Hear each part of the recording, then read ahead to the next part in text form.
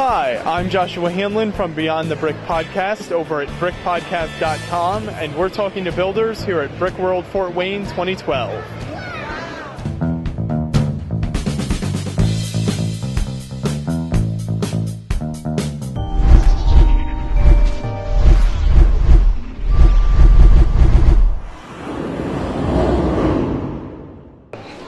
My name is Scott Sandburn. I live in Warsaw, Indiana. Basically, this is a layout of accumulation of 12 years of doing shows now. One of the new creations I did is the Walmart. Basically, I decided I wanted to do something commercial. After going through a few different ideas, I decided on Walmart because the old color scheme of Walmart was something I could do in brick. And it's an instantly recognizable thing. A lot of people know what it looks like, so I try to have something recognizable, just so it's not always a downtown thing. I'm more of a contemporary builder than as opposed to like a model trains where they're usually stuck in the 50s, that kind of thing. The church I did is also a new creation. That's a blending of a couple different churches I used to go to. Most of it's modeled after Faith Missionary Church in Flint, Michigan, where I actually met my wife. The hardest part for me was actually doing the 45-degree slope. If you actually look at the church, that actually is a 45-degree slope, and they've had such a hard time getting it shingled that the last time they tried to get bids to have it re-shingled, nobody would touch it anymore because it was so dangerous. So they actually put on a metal roof as opposed to that. But the front, I put a lot of log bricks in the front of it just to give some detail. And I was having a horrible time with the log bricks because you don't really have much of support if you're just putting log bricks stacked up as tall as it was. So I was having a real interesting time doing that. Just one of those weird architectural things. You're just kind of like going, what were they thinking? Why do they make it so difficult so I can't replicate it in Legos? Don't they understand if I want to build it? Come on. MetLife Building and Trump Building, World Trade Center, Empire State Building, Rockefeller Center. The little small wedge pieces, they have to be done at an angle to make the face straight, right? So it's pretty complex, the technique that I used here. So I guess that'd be my favorite detail for it. Yeah, that's cool. What about like on these two bigger builds down here, like the World Trade Centers? Well, again, these are sideways with the tile grills, very modular construction, so they go together. I'd say these are pretty simple compared to the New World Trade Center, which is different types of designs. This one's everything's sideways, but then I've got these sides wedged in to give the facets. You can see the shapes here are like parallelograms. That's difficult to accomplish. And then everything here is pretty much transparent. The transparent look is very cool. This could be hard to find the elements for. Rockefeller Center down here.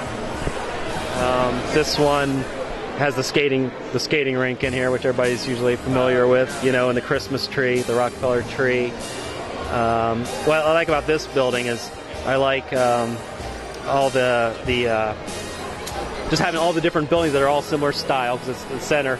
So, when you take photographs and so forth of it, it's almost like its own little city, which is kind of how Rockefeller Center is described. Then I've got down here the United Nations building, which has got all the flags in front of it, you can see. And I think that kind of makes it colorful, gives it some color to the model.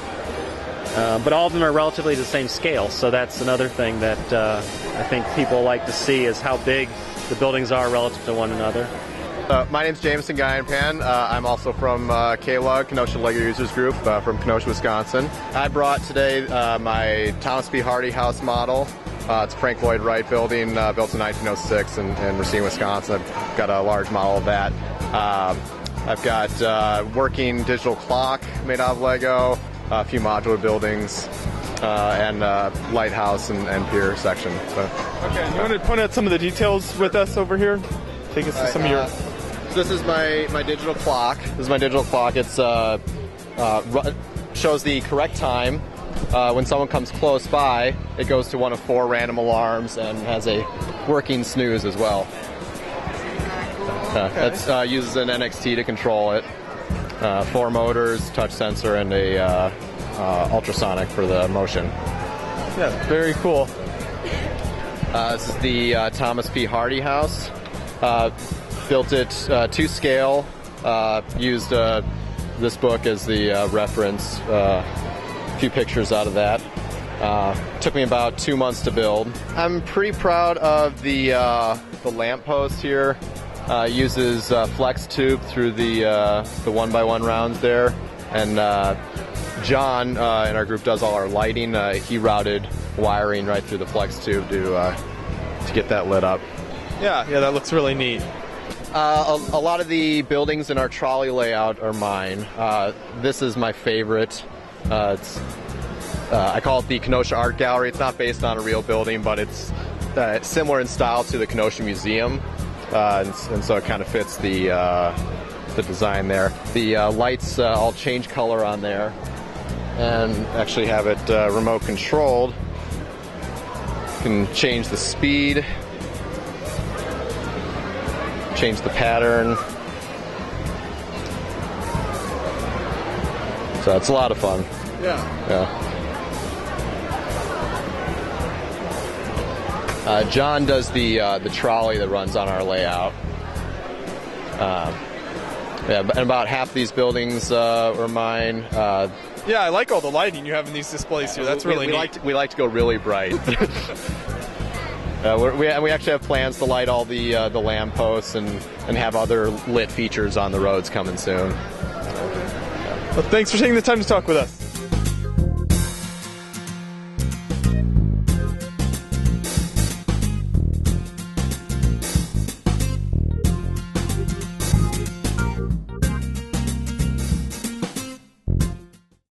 My name is Dwayne Collicott. I'm from Ann Arbor, Michigan. I have an interest in both Lego and Great Lakes history, and so these two interests come together in these two models here. These are existing, this is a lighthouse from the Leelanau Peninsula in northern Michigan, and this is the Stewart Court, the first 1,000-foot freighter on the Great Lakes. Okay, so you want to point out some of your favorite details in these builds? Yeah, I enjoyed working on the inside of the cargo hold from the ship.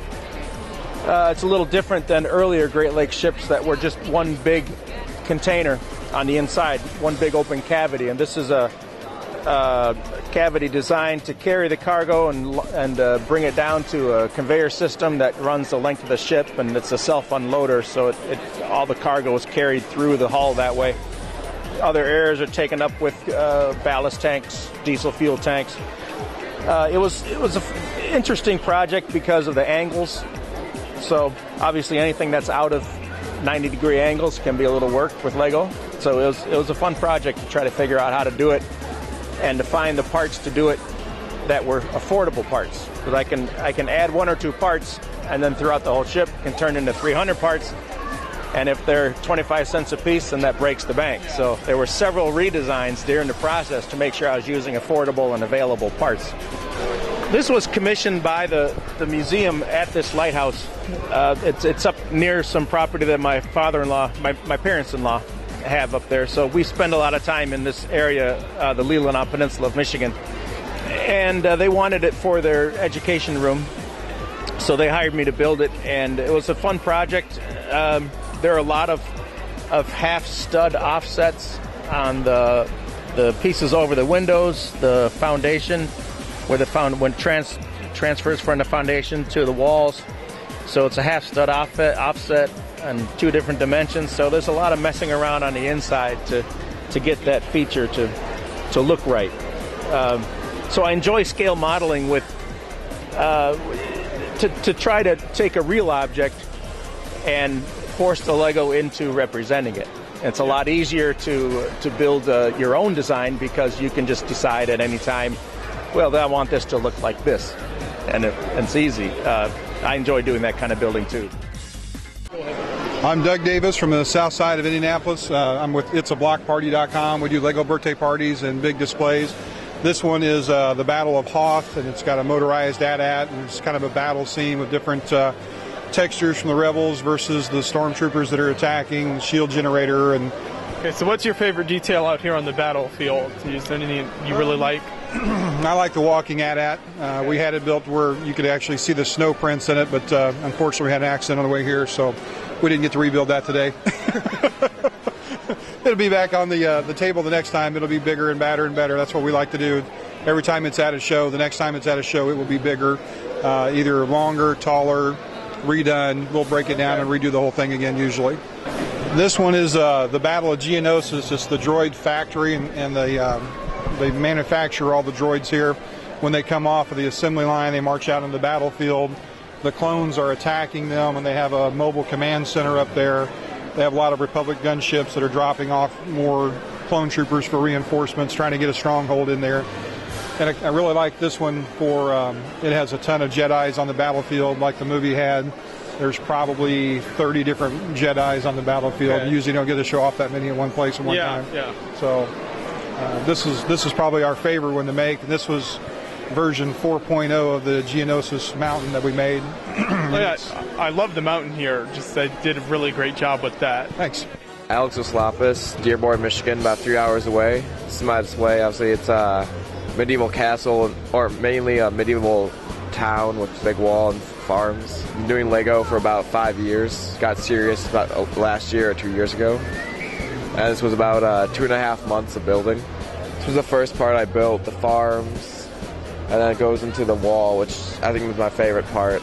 Yeah, the wall is very neat. Did a great job on that. Thanks. It goes from obviously right from rural to pretty crowded housing. It was kind of a rushed build, but I think it turned out pretty good. So what are some of your favorite details in the build here? I like the walkway on the wall, and the houses, the timber style on them, the tiles that they can snap on and off.